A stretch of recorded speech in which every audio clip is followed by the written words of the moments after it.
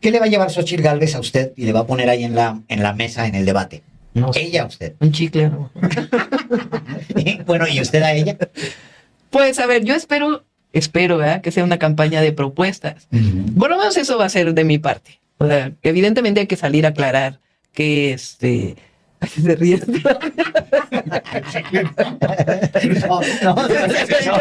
va a sacar una alacrán y se lo va a poner ahí en la silla. Yo pienso hacer una campaña de propuestas, la verdad, porque además es lo que la ciudadanía está esperando.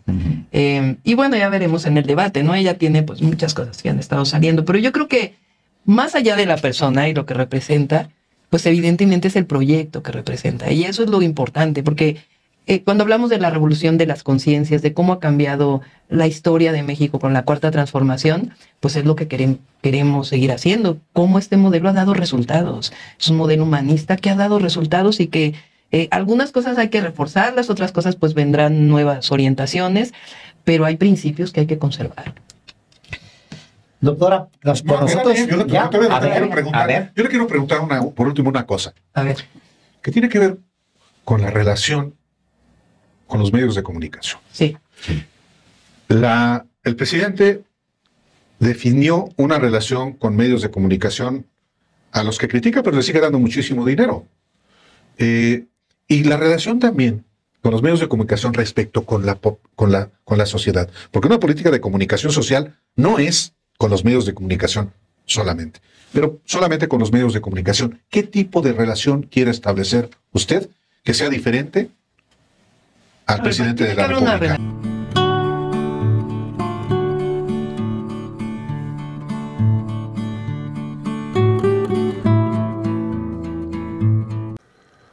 Vamos a ir a una entrevista que le hizo Álvaro Delgado, Alejandro Paez a Claudia Sheinbaum.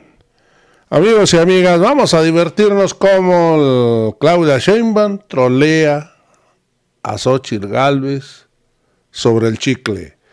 Amigos, hoy la candidata de Morena dice que quiere ser presidenta de la educación, la ciencia y la cultura. Amigos, vamos a disfrutar este video. ¿Qué tal? Bienvenidos, hemos vuelto a los periodistas esta tarde de martes caluroso. Y sí, escuché usted por una voz sobre el calorón que está haciendo. Y sin más, le damos la bienvenida a Claudia Sheinbaum. Es la primera vez que asiste usted en el estudio. Bienvenida. Muchas gracias, Álvaro. Gracias, Alejandro. Muchas gracias. No, pues bienvenidísima. Ya vimos que está haciendo una pre-ronda de prensa, sí, ¿no? Antes del evento del viernes. Exactamente. Que decidí ir con, digamos, los medios tradicionales, con los no tradicionales. Hoy estuve también con muchos de redes sociales que van a la mañanera. Los youtubers, ¿no? Vi en la mañana arrancó con Ciro Gómez Leiva. Sí. Vi con López Dóriga. Bueno, antes de López Dóriga estuve con el Chapucero y con... Sí. Con un grupo. Luego estuve con un grupo de youtubers. Ah, correcto. Y luego de ahí me fui con López Dóriga y luego tuve otras cosas que hacer y luego ya estoy aquí con ustedes. Bueno, sí. Es bueno eso porque finalmente yo no sé si decir calentamiento para lo que viene, que va a ser muy intenso a partir del viernes que formalmente inicia la campaña presidencial hasta el 28 de mayo, previo a la elección del 2 de junio. ¿Cómo está de ánimo y de salud? Muy animada. Bien de salud, fuerte, con muchas ganas. Hicimos un grupo que se llama Diálogos por la Transformación, sí, que ha alimentado muchas propuestas. Entonces iba a salir la semana pasada y decidí no salir para platicar con muchos de ellos. Y entonces voy a presentar en el Zócalo, pues decidí presentar 100 puntos también. Creo que es una manera muy dinámica, pedagógica de decir cuál es el proyecto. 100 puntos. 100 puntos voy a presentar. Espero poderlo hacer de manera ágil para que no nos lleve mucho tiempo en el Zócalo. Y eso es lo que he estado trabajando. Y eso es lo que me tiene muy animada. Porque ya no solo es el debate de los proyectos de nación con lo que sabemos que representan, sino ya qué vamos a hacer cuando lleguemos. Y eso pues obviamente anima. Estamos revisando los recursos, cuántos recursos hay, si nos alcanza para más programas sociales, qué programas sociales, a dónde es importante incidir frente a la pobreza. Entonces, estoy muy emocionada pues vamos a ganar. Entonces, ya lo que nos va a tocar hacer a partir de el 1 de octubre. Bueno, los números dicen y hasta lo decía Ciro hoy. Hasta Ciro Leiva lo decía, lo tenía que aceptar, que todos los números dicen que está usted muy adelante. Algunos le dan el promedio. El que me llamó mucho la atención es el del Colegio de Encuestadores, que dice que hace su propio ponderado y saca 30 y... ¿Cuántos? 32 puntos era el del colegio. Sí, o sea, es un abismo. Sí, está entre 20 y 30, digamos. Y 30 puntos. O sea, eso sí es para... Arriba del segundo lugar. Es correcto. Sí. O sea, eso sí lo mete a uno en la idea de que, a ver, ahora sí me tengo que sentar y armar un plan muy concreto de pesos y centavos. En esa parte, ¿quién la está ayudando? Hay un equipo que me está ayudando, exactamente. Algunos los presentamos públicamente, otros no tanto. Claro. Pero hay un equipo que me está ayudando, que estamos evaluando pues lo que es público, que es el presupuesto de egresos, el presupuesto de ingresos que se presentó, bueno, la ley de ingresos, y ahí estamos evaluando hasta dónde nos alcanza, qué otras cosas tenemos que hacer para que haya recursos para tanto obras estratégicas, que así le llamo yo, más que obra pública, obras estratégicas, que una parte son la consolidación de lo que ha hecho el presidente. Por ejemplo, el Tren Maya le falta todo lo de carga, después de que se haya inaugurado todo lo de pasajeros. El transísmico, pues faltan los 2 puertos. Ayer inauguró el rompeolas, pero falta los puertos, el de Coatzacoalcos y el de Salina Cruz. Y los polos de desarrollo, de bienestar, que es un proyecto muy importante. Todos los parques industriales, que habrá en el curso, sí. Que ya se licitaron, pero pues hay que darle seguimiento. La propia refinería de Dos Bocas, que hay que darle seguimiento, los proyectos que hay en las refinerías, pero también tenemos que hacer nuevos trenes de pasajeros y tenemos que hacer nuevas carreteras y proyectos de agua, con el tema del agua, que es uno de los temas más importantes que nos va a tocar en nuestro gobierno. Entonces estamos trabajando en qué podemos hacer, cómo lo podemos hacer y dónde van a estar los recursos y en cuánto tiempo, porque no se trata de ponerte a ofrecer cosas que no se van a poder hacer. Sí, justamente, aunque todavía falta, pues la etapa de campañas, habrá debates, habrá acontecimientos que no están presupuestados y que ocurren en una contienda como la que está en curso en nuestro país. Pero en la hipótesis que se prevé se materialice el día de la jornada electoral con el triunfo, yo quisiera preguntarle más hacia el futuro, Claudia, ¿cómo le gustaría ser recordada como presidenta de México? Es una buena pregunta. Primero, como la primera mujer presidenta, eso es más que obvio. Pero el ser la primera mujer presidenta tiene que tener también una parte de símbolo para las mujeres y otra parte de programas, proyectos que ayuden a las mujeres en términos de disminuir la desigualdad que existe, tanto salarial como las brechas de distinto tipo. El otro día oí un video que hablaba de las brechas de los sueños de las niñas. Hasta ese nivel está la brecha entre hombres y mujeres y particularmente en la infancia. Pero también el apoyo que tenemos que dar a las mujeres en términos del sistema de cuidados. Quiero que se me recuerde por obras importantes que hayamos hecho en términos de ferrocarril, de carreteras, por el impulso a las fuentes renovables de energía, porque yo creo en eso y creo que la transición energética tiene que hacerse más pronta de lo que hasta ahora se ha hecho. Y en el bienestar, porque queremos seguir disminuyendo las desigualdades y disminuir la pobreza, particularmente la pobreza extrema. El presidente decía en algún momento, aspiro a ser el mejor presidente de México. Y es algo, pues, que se le quedó a todo mundo y es algo muy válido. Claro. O sea, que alguien diga, oiga, quiero ser un buen periodista. Mínimo es lo que quiero ser. En el mismo sentido de la pregunta de Álvaro, en la obra física está claro, o sea, usted va a caminar, tiene un camino que se le marcó, pero hay una parte que todavía no hemos visto, donde usted va a innovar, porque hay mucha gente que sabe que usted tiene un perfil muy científico, ¿no? ¿Hacia dónde va a caminar en esa otra parte, doctora? Hay obra que está clara, la otra es la que todavía no sabe. Bueno, ahora que lo pienso, me gustaría ser recordada como la presidenta de la educación. Ese es un tema. De la ciencia. De la ciencia. De la cultura. De la cultura. Pero finalmente un proyecto político es un proyecto cultural, ¿no? Pero, pues mi vida entera la he dedicado a la educación, a la lucha por la educación pública y a la educación como persona, porque fui profesora universitaria durante años. Y yo creo que la educación pública transforma a las personas y transforma a las sociedades, finalmente. Entonces, y la disminución de la violencia tiene que ver también con la educación. Entonces, la presidenta de la educación, la presidenta de las energías renovables, la presidenta de la ciencia, la presidenta de las obras estratégicas, porque nos va a tocar un momento importante de inversión en el país que ya inició y que va a continuar, pero eso tiene que tener bienestar. La presidenta que limpia los ríos de este país. Hijo. Así me gustaría. Wow. Eso es un reto enorme. Sí, Sobre todo en pero el se tema puede. relacionado con el agua. Se puede. Sí, se puede, claro. Hay un problema innegable que es en la agenda nacional el principal, la inseguridad y la violencia. Pero además de la inseguridad y de la violencia, ¿cuál es la agenda que tiene para los primeros 100 días? Bueno, a ver, ahí sí me la pusiste.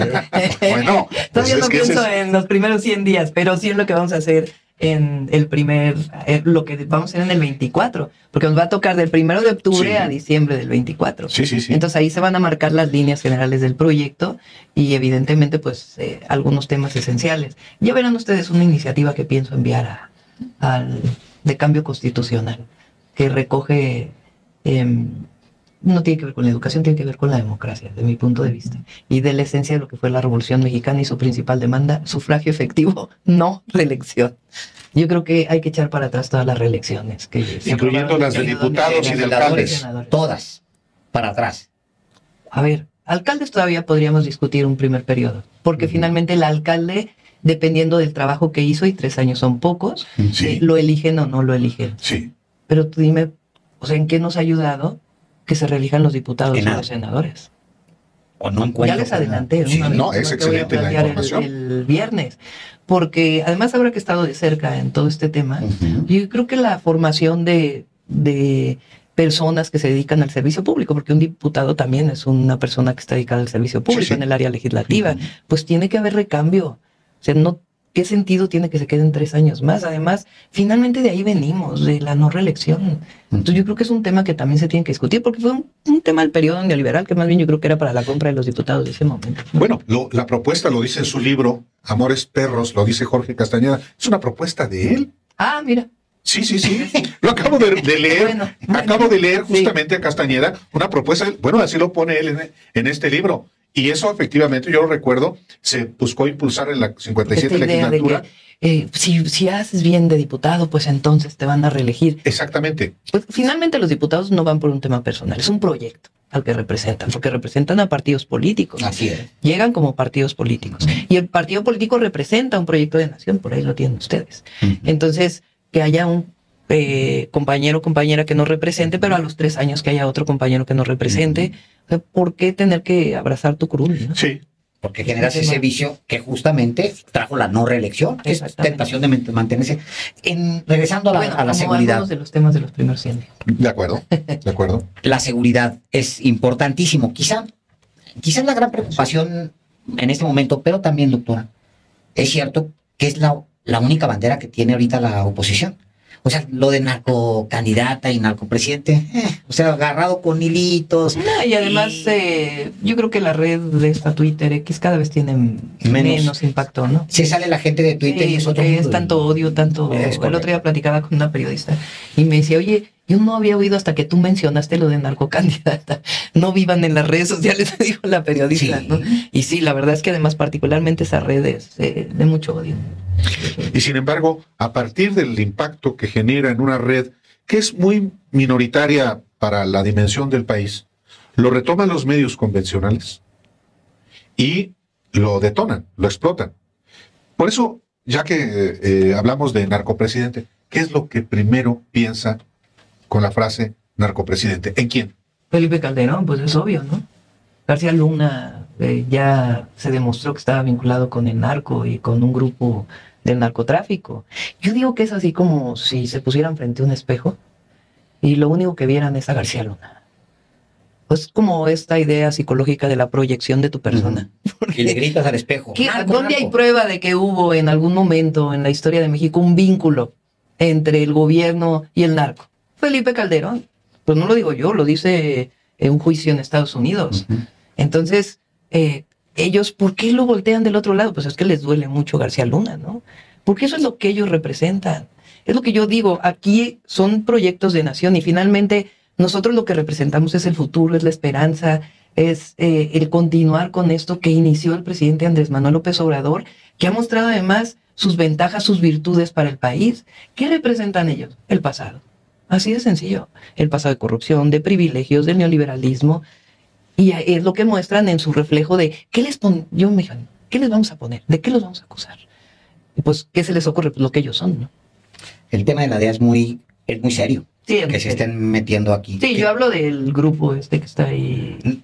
Pero de todas maneras es importante Sí. analizarlo como una sola cosa, una cosa aparte. ¿Qué piensa, doctora? O sea, la respuesta... Bueno, el presidente puso controles a agentes de la DEA en nuestro país. De no portación de armas, de reportes anuales, y todo eso supongo que no les gustó mucho. Pero es un asunto de soberanía. Un agente de otro país, y particularmente Estados Unidos, pues tiene que reportarse con las agencias y con las áreas de seguridad del Estado mexicano, ¿no? Entonces, se puso orden, digamos, y a lo mejor les molestó a la DEA. Ahora, yo creo que, en efecto, como ustedes lo demostraron aquí, es algo que está vinculado con organizaciones de derecha a nivel internacional, y todavía yo creo que tiene mucho más que salir, pues, de esta nota, por ejemplo, del New York Times, de por qué salió, de dónde salió esa información, cómo es que el New York Times la publica, cuando no tiene sustento. Cómo la Casa Blanca de inmediato dice, oye, no hay ninguna investigación del presidente Andrés Manuel López Obrador. Y yo creo que quieren montar esta idea de que el país está incendiando, el país está en llamas, el país está dentro de un marco de violencia terrible, que por supuesto que hay muchas cosas que hacer todavía. Pero yo por eso muestro la encuesta del INEGI de la percepción de seguridad en las principales ciudades del país. Porque no es ni siquiera los datos del Sistema Nacional de Seguridad, de cómo han bajado los homicidios, cómo han bajado los secuestros, cómo han bajado otros índices delictivos, sin decir que todavía tenemos trabajo por hacer, sino lo que sienten las personas que viven en las ciudades. Y más gente piensa que vive en un México seguro que lo que pensaban en 2018. Entonces, ¿cómo montar esto que sí hay temas que atender, pero como si las elecciones fueran a desarrollarse en un clima de violencia? Y eso no es cierto. Va a haber elecciones libres, en paz, y habrá lugares que tenga que atender la Secretaría de Seguridad Pública Federal y las locales para que pues no haya focos de violencia en algunos sitios. Hay que entender que se trata también de una estrategia de la oposición que evidentemente busca, y es normal, capitalizar en su propio beneficio. Si hoy las encuestas registran que Xóchitl Gálvez tiene prácticamente la misma preferencia electoral que cuando irrumpió en julio, particularmente en julio, pues van a buscar por lo menos subir unos puntitos entre la población que quizás esté más propensa a las mentiras, a que efectivamente el país en muchos lugares de la República está sometido por el crimen. Cosas que sí existen realmente en Guerrero, en Zacatecas, en Michoacán. En lugares de Guerrero, en lugares de Zacatecas también, correcto, porque no es en todo el estado. Eso también, hay que combatir eso. Usted seguramente tiene una estrategia para decir, a ver, no, ni es todo Guerrero, ni es todo Zacatecas, ni es todo México. No, Guanajuato sí está más difícil, y hay que ir a Guanajuato para darse cuenta del sentimiento de la gente, no solo en seguridad, sino es como deprimente en muchos lugares Guanajuato. El León tiene una preparatoria pública. Fíjate. Una preparatoria pública. Para Y los todo jóvenes, y hay muchas preparatorias, pero privadas. Sí. Un joven que sale de la secundaria y quiere entrar a la preparatoria, si no hay cupo en la pública, se tiene que meter a trabajar. No, pero además, Guanajuato tiene el índice de mayor número de homicidios. No, pues sí. Tienen el índice de más jóvenes con adicciones. Tiene el índice de menor salario promedio del país. Bueno, si vas juntando todos los hilos, pues te das cuenta que en efecto la inseguridad es fruto de la injusticia, vamos a decirlo. Exactamente. Cuando tú tienes jóvenes que no tienen, y yo no digo oportunidades, porque para mí es derechos. El joven tiene que tener derecho a la educación. Cuando no tienes acceso a esos derechos y cuando tienes que trabajar 2 o 3 turnos para poder mantener a la familia o te separaste de la familia porque ahí encontraste empleo pero mal pagado, pues entonces te acercas a las adicciones y empieza a generarse un clima de desigualdad, que no es que la desigualdad te lleve a la violencia, pero sí son caldos de cultivo para ello. Yo digo, por ejemplo, que el primer tratado de libre comercio Desde antes venían las maquilas en nuestro país, porque no son producto del TLC del 94, pero ese modelo de desarrollo de la maquila, y lo hablo con empresarios, con los grandes, con los medianos, con los pequeños, ese modelo de desarrollo de la maquila, con bajos salarios, sin derechos sociales, sin una seguridad social completa, pues lo que ha generado es un clima de violencia. Sí hay un problema de trasiego de droga, pero ese no es el central. El central es un modelo de desarrollo que te llevó a profundas desigualdades y a circunstancias en donde jóvenes ven en una opción de una banda delictiva una opción de vida, cuando en realidad pues es una opción de muerte, ¿no? Y el desarraigo, porque... Bueno, tú sabes eso. Sí, el caso de Juárez, que es paradigmático. El de Juárez es el de Tijuana y el de Tijuana es el de Guanajuato, que es, le das a las mujeres empleo, es decir, las sustraes del núcleo y luego las incorporas sin darle la opción para que los muchachos no crezcan en la banqueta. Sí. O sea, simplemente les quitas en la banqueta o en la casa encerrados, porque desde niños. Y normalmente en la banqueta, de ahí también salieron generaciones de sicariato, en el caso de Juárez, muy, muy particular. Sobre eso, justamente, doctora, hay un reto enorme en el tema de mujeres y el tema de apoyarlas. Sí. En el tema de violencia y desaparición, en el tema y en el tema de darles herramientas para educar a sus hijos. Sí, y también... a ver, las estancias infantiles se pervirtieron con Calderón. La guardería es un nombre muy feo, aunque yo fui a guardería, porque finalmente es como guardar a los niños. Mis hijos también estuvieron en una guardería del Seguro Social, pues porque yo trabajaba, pero finalmente estaban bien cuidados, bien alimentados, y yo podía dejarlos ir a trabajar y regresar. Y yo creo que la opción de lo que yo llamo una educación inicial, empezando por las mujeres de la maquila, las jornaleras, que también es un tema muy grave, ahí hay que empezar. Entonces, es para las mujeres. En la ciudad también hicimos muchas cosas para las mujeres que nos ayudaron a disminuir feminicidios, y mi idea es llevar esto a nivel nacional. Hablamos de Ciudad Juárez, de Tijuana y del modelo que se instauró en Guanajuato. Y hablamos del modelo, y yo creo que podríamos hablar del modelo de la Ciudad de México, porque a partir de 1997 lo gobierna la izquierda. Más allá. Cierto, hay que aclarar, ¿no? Porque las mujeres pasaron de ganar en Ciudad Juárez de 3,000 pesos a 11,000 pesos, con el incremento en el salario mínimo. Correcto. Sí. Lo que digo es que ya es posible hablar de dos modelos de desarrollo o de no desarrollo. En Tijuana, que es la principal ciudad de Baja California, el PAN gobernó 30 años.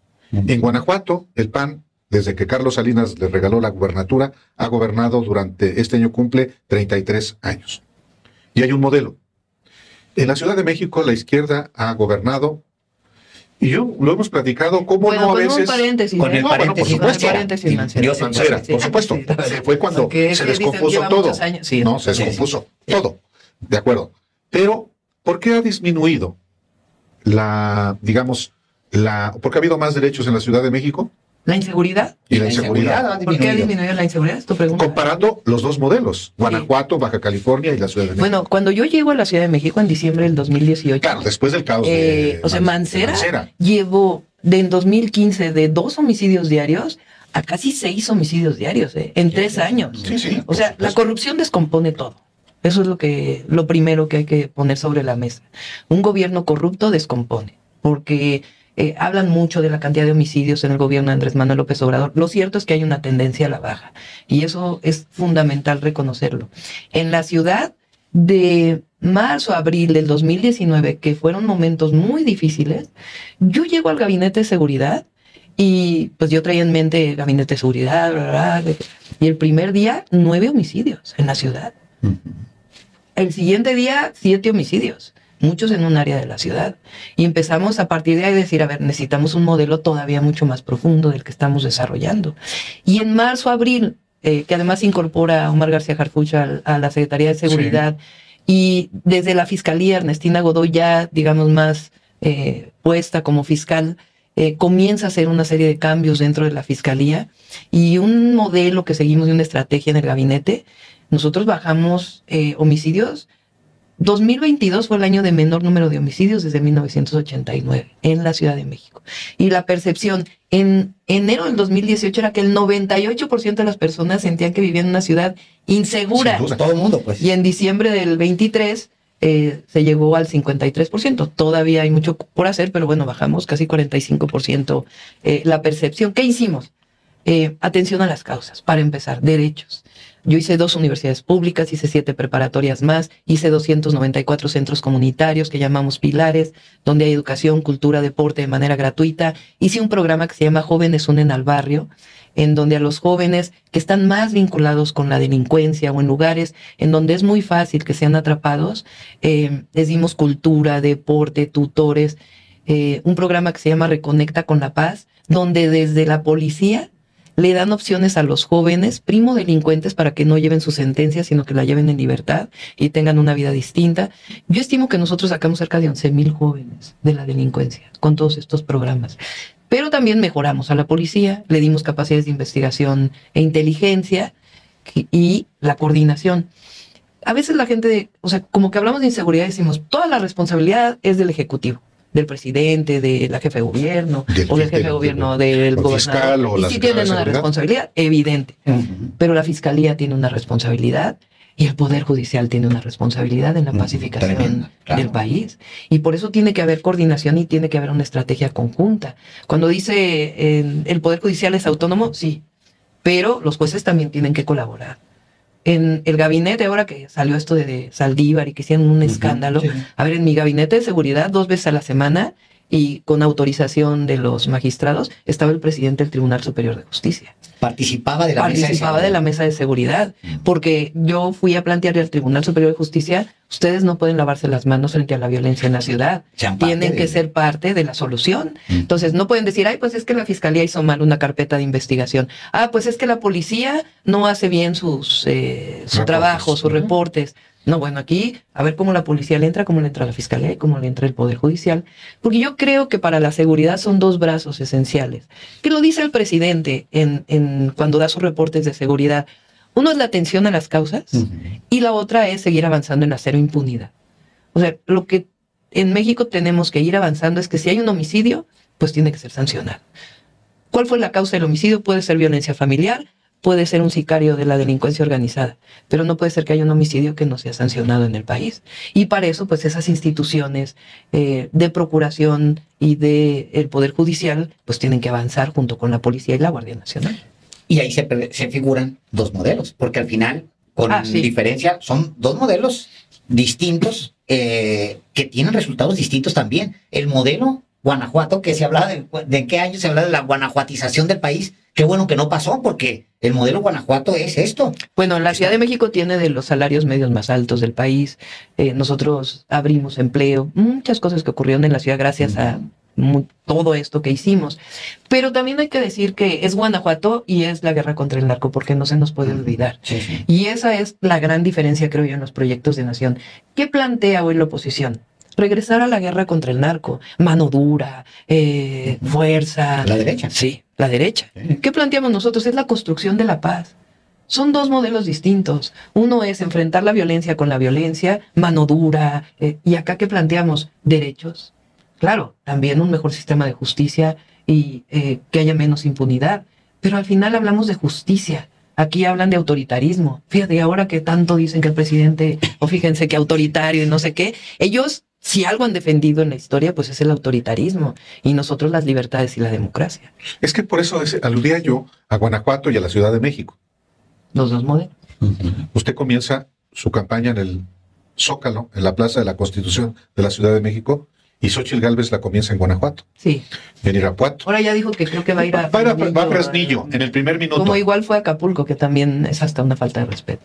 Claro, pero va en el primer minuto, Xóchitl Gálvez va a Fresnillo, luego tiene un acto en Aguascalientes, pero su inicio formal y Guanajuato. Es el modelo. Claro, exacto. A eso me refiero. Que aquí hay 2 modelos ya no ideológicos, sino en la práctica. En la práctica. Son ideológicos, en cierta manera, pero en la práctica han demostrado sus resultados. El resultado de Guanajuato, pues, es violencia, desigualdad, adicciones, carencia de derechos, miedo que se vive en las calles. Y en la Ciudad de México, fanatismo. Y acá lo que vivimos es libertad, democracia, alegría, porque hay mucha alegría en la Ciudad de México. Y la construcción de una ciudad democrática y libertaria, que eso pues siempre ha sido nuestra consigna. ¿Qué le va a llevar Xóchitl Gálvez a usted y le va a poner ahí en la mesa en el debate? No sé. Ella a usted. Un chicle, ¿no? Bueno, ¿y usted a ella? Pues a ver, yo espero, ¿verdad?, que sea una campaña de propuestas. Por lo menos eso va a ser de mi parte. O sea, que evidentemente hay que salir a aclarar que se ríe.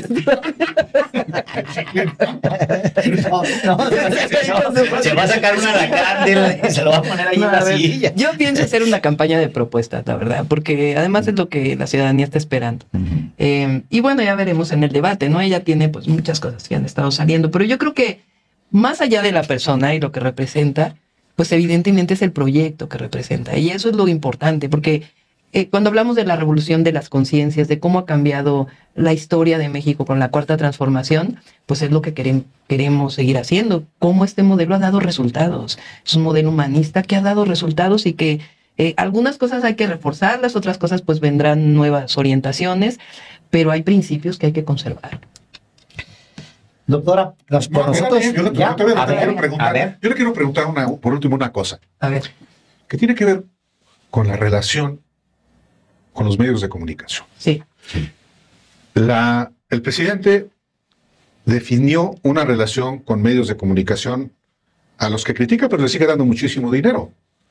Y la relación también con los medios de comunicación respecto con la sociedad. Porque una política de comunicación social no es con los medios de comunicación solamente, pero solamente con los medios de comunicación. ¿Qué tipo de relación quiere establecer usted que sea diferente al presidente de la República? Una relación de respeto, porque, y me refiero de los medios de comunicación hacia el presidente, de muchos medios, porque no puedes generalizar, ¿no? De muchos medios de comunicación hacia el presidente. Tú no puedes, frente a noticias falsas de un medio de comunicación que se dice histórico, de periodistas reconocidos, que lo que saquen sea una noticia falsa sin fundamentos y que además afecta no solo ya al presidente, sino a su familia con una serie de noticias.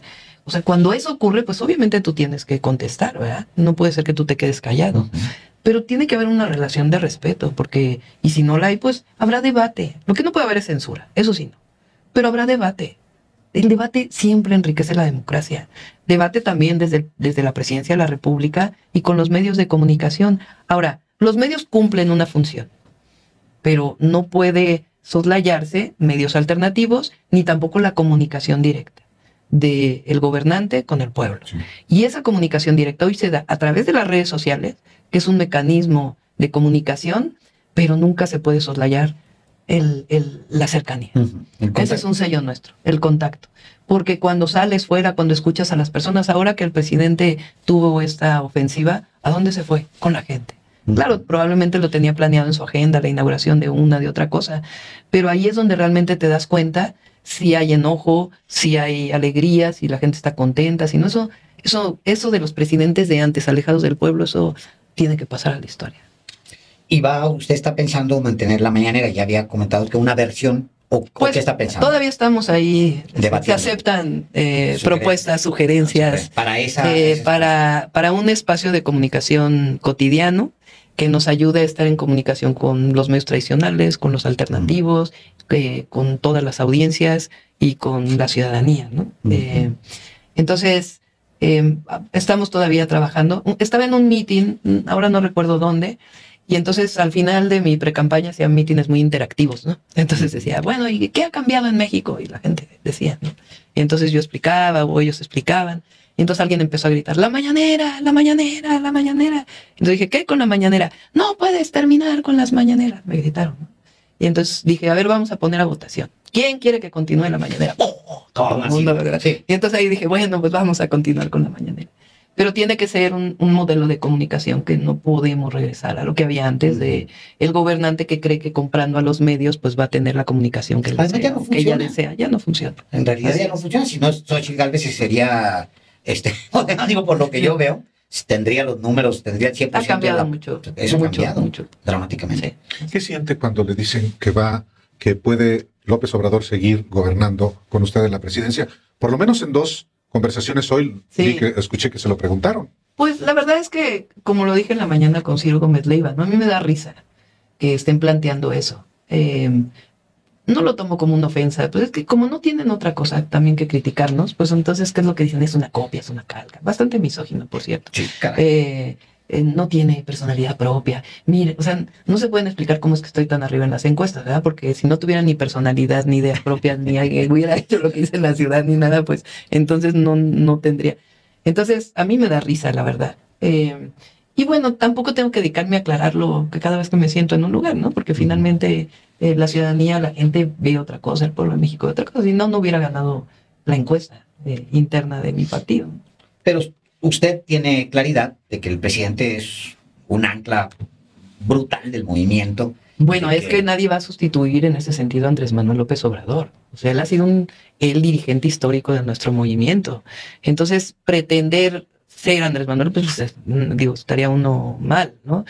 Nos va a tocar gobernar en un momento, en una segunda etapa, con nuestro estilo, pero con principios que compartimos. Porque como yo decía, a ver, yo no llego solo a la presidencia. Pensar eso sería olvidar nuestra historia. Sí. Venimos de un movimiento social que al que le robaron la presidencia en el 2006, previamente con el ingeniero Cárdenas en el 88. Previo a eso venimos de luchas estudiantiles, de luchas de los trabajadores, de maestros que lucharon por democracia, de represiones. De ahí venimos nosotros y de este movimiento social que va más allá de Morena y de los partidos políticos, que es un sentimiento nacional que hoy el pueblo de México, la gran mayoría, está con que siga la transformación.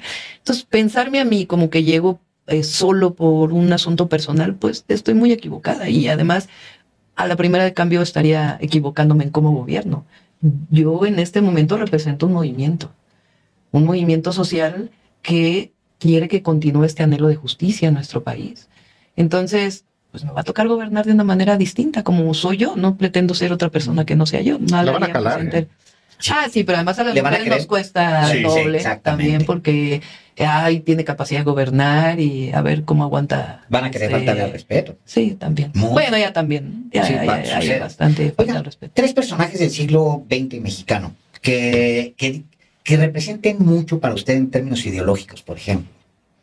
Bueno, es necesario hablar de mujeres. Elvia Carrillo Puerto es una personaje, ¿se dice una personaje? Bueno, una mujer que marcó historia en México, no solamente por lo que ocurría en ese momento en Yucatán, sino también porque ella tenía una frase que es muy curiosa, porque es una frase similar a la de Angela Davis en Estados Unidos, una mujer que luchó por los derechos civiles, feminista, que dice, ¿qué es el feminismo? Elvia Carrillo Puerto no decía feminismo, pero ¿de qué se trata con la igualdad de las mujeres? Que nos traten a las mujeres como personas. Se trata de ser personas, igual que cualquier otra persona. Y eso, pues, hasta se te enchina la piel, ¿no? Es la verdad una mujer icónica.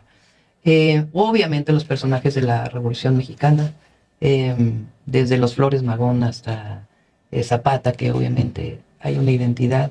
El general Lázaro Cárdenas, que digamos que culmina la Revolución Mexicana y lo que significa en términos de su gobierno. Y ya más hacia, digamos, los movimientos recientes o de finales del siglo XX, pues marcaron mucho el movimiento estudiantil del 68. No solo porque ahí estaba mi familia involucrada, mis padres, mi madre en particular, sino porque nos marcó, a mi generación nos marcó tanto el movimiento como la masacre en la Plaza de las Tres Culturas.